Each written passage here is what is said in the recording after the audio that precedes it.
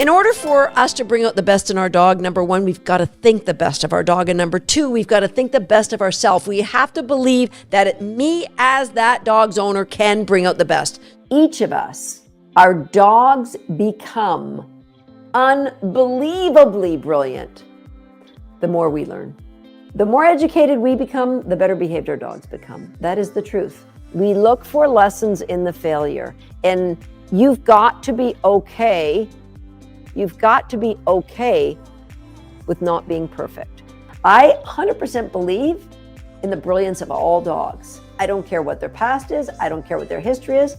I know that it is possible for all dogs. And what I can do when I take somebody's dog is I can help them believe as well.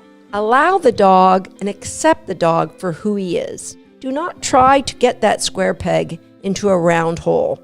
So the behavior doesn't define the dog.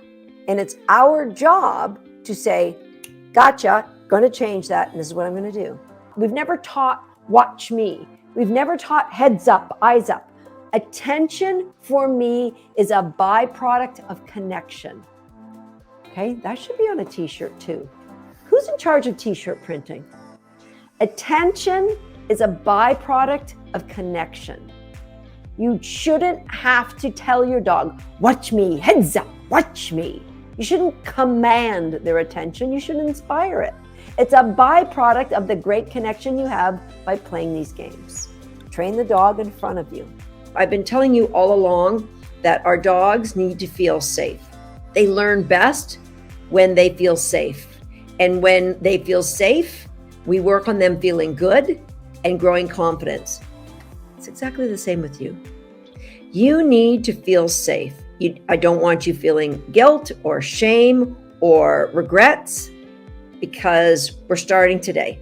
Today is day one. So just anything that you have been applying in a wrong way, anything that you've been taught that you now realize, I shouldn't have done that to my dog.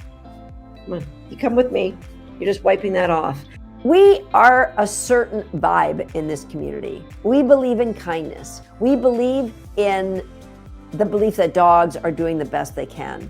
Even people in pain, even people that are in so much pain or they're so stuck, the voices in your head will keep you there rather than you having to change.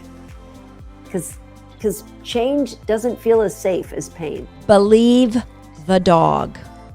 Always believe the dog. You are teaching your dog.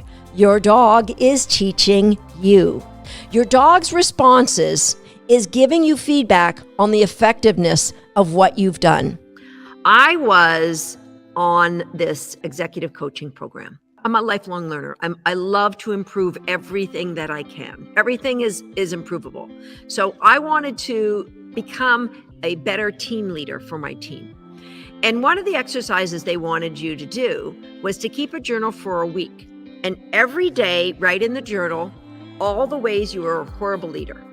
This is what I did. This is why I was a horrible leader. This is what I did. This has made me a horrible leader. This is a bad mistake. I made this a bad mistake for a week.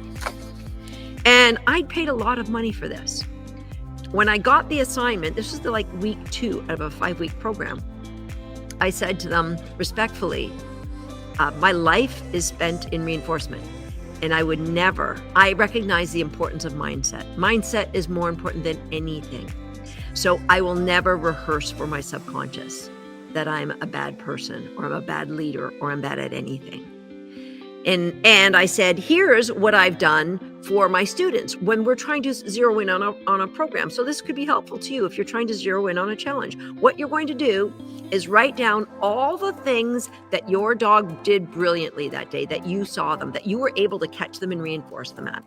What are the things that your dog did brilliantly? Because that's a reflection of stuff you've done well.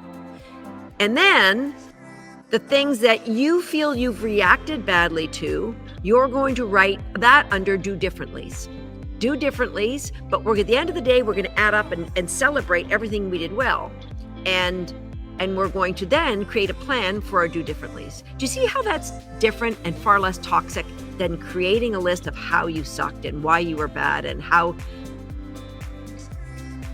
everything begins with psychological safety.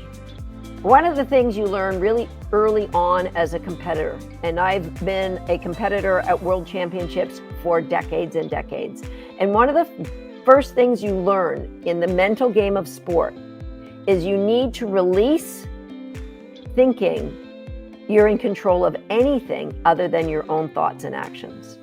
So what another competitor does, what somebody says about you, how the announcer mispronounced your name is none of your business. Your responses are all that you can control. And so if you're stressing, are you thinking about yesterday or last week or last year or the what ifs? Or are you thinking about the future?